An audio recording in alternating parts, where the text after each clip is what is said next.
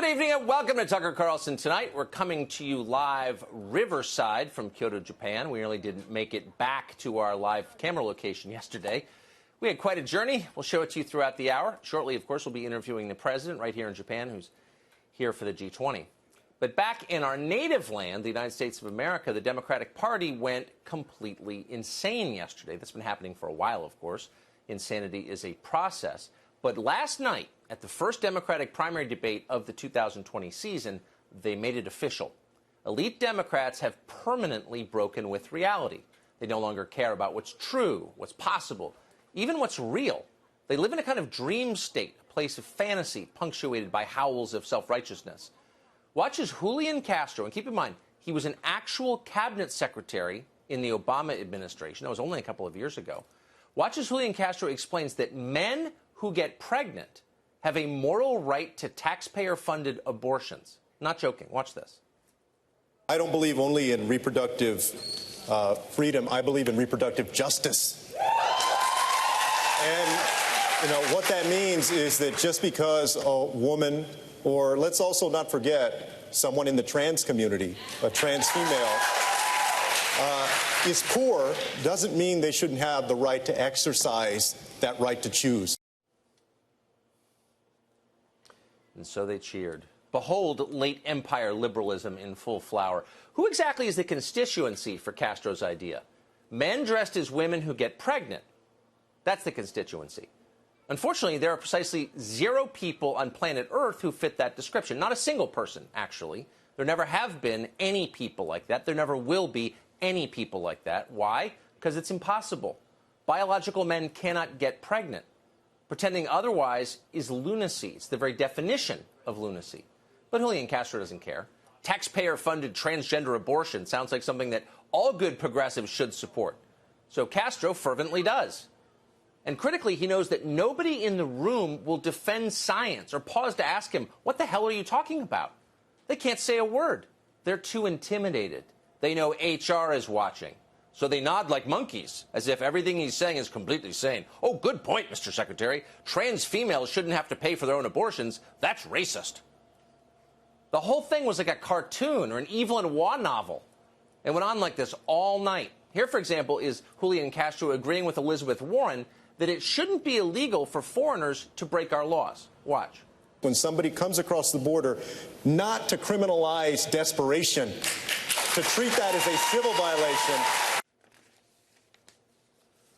Criminalize desperation. And you thought this was your country just because, like your ancestors, you were born here, just because you pay half your income to the government to keep the whole thing going, you thought it was your country. Think again, racist. America belongs to the rest of the world. Your job is to shut up and pay for it.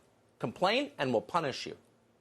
Bill de Blasio often makes that point. Now, de Blasio, the single worst mayor in the 400-year history of New York City, that's impressive. But how did he wind up on a presidential debate stage last night? God knows. Maybe he illegally immigrated there. Doesn't matter. He was there. And once he had the mic, de Blasio promised to seize your money and give it to his supporters, who he explained deserve it much more than you do. Yes, we're supposed to be for a 70% tax rate on the wealthy. You hear folks say there's not enough money. What I say to them every single time is there's plenty of money in this world. There's plenty of money in this country. It's just in the wrong hands. Got it? We've got the power. Soon we'll have all the guns, and we're coming for your stuff. That was the major theme of last night. And in case anyone missed it, the 2 whitest candidates on stage decided to repeat the point in stilted Spanish. Cada votante necesitamos la representación y cada voz necesitamos escuchar. Este presidente ha atacado, ha demonizado los inmigrantes. Es inaceptable. Voy a cambiar esto. Got that, gringo? You can add the English language to the long and growing list of things the Democratic Party considers racist. How long before you're banned from speaking it? Think we're joking? Right. Better to learn Espanol if you want to talk to your grandkids. It's a brand new world. Some of the least impressive people in America are making the rules. Hope you're excited for it. At least men will be able to get free abortions. Even when they weren't speaking Spanish, when Democrats argued it was typically an effort to one-up one another on immigration. Who could be most radical? Watch this. I'm talking about everybody that you're treated else. with respect. I'm still talking about everybody else. But you're looking at just one small part of this. I'm talking about a comprehensive rewrite of our immigration laws. That's not true. And if we do that, I don't think it's asking too much for people to follow our laws when they come to this country. I'm talking about millions of folks. A lot of folks that are coming are not seeking asylum. Wound up. Fox's Ed Henry was in Miami last night for the debate, and he joins us this evening. We're always glad to have him. Good to see you, Ed. How was it? Tucker, good to see you. Amazing. Round two coming up. You laid it out pretty interestingly. One of the juiciest parts of this story, though, is that not too long ago, Julian Castro himself said the border crisis was BS. That's what he told CNN. Now he's trying to break out of the pack by beating up on the president, so he's saying just the opposite. It's such a crisis, he said, we need to do something radical. The word you used a moment ago, so radical that Democrat Amy Klobuchar said, time out. She said she'll look at decriminalizing illegal crossings, but said, wait, the real focus should be on going after human traffickers who are hurting women and children and people who are, quote unquote, violating the law, which, remember, the president has said not for weeks, but he's been saying for years. Funny, because other big Democrats on stage tonight for part two have also flipped. Kamala Harris said dealing with illegal immigration was a, quote, distraction from the real issues. Bernie Sanders said there was no crisis. Not a good look when apprehensions at the border are up 623% from 2017. Then there's Bill de Blasio, you mentioned a moment ago, pushing that 70% tax rate for the rich.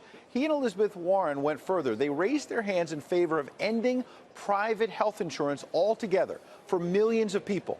Democrat John Delaney, who was on the stage last night, told me after he thinks that's political suicide for his party.